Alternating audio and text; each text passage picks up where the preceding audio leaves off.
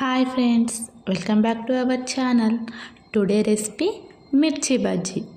ముందుగా ఒక కప్పు శనగపిండి, 1 spoon salt, 1 spoon soda, 1/2 spoon పసుపు, 1 స్పూన్ ధనియా పౌడర్, 1 స్పూన్ జీలకర్ర పౌడర్, 1 స్పూన్ కారం, 1 స్పూన్ బియ్యం పిండి వేసుకుని కొద్దిగా వాటర్ వేసుకుంటూ పిండి రంగు వచ్చేలా మంచిగా కలుపుకోండి.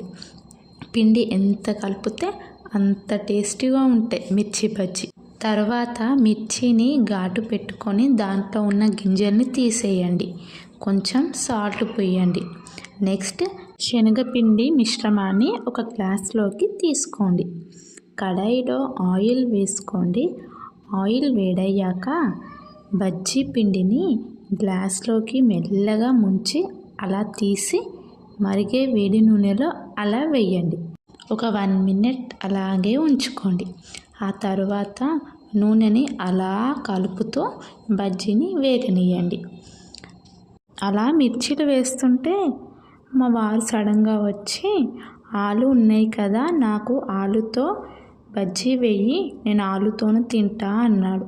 సరేలే, నేను ఒకటి చేస్తే తను ఒకటి కావాలి అంటాడు. సరే అని ఆలుతో కూడా వేసా. చాలా బాగా వచ్చాయి. టేస్ట్ కూడా చాలా బాగుంది.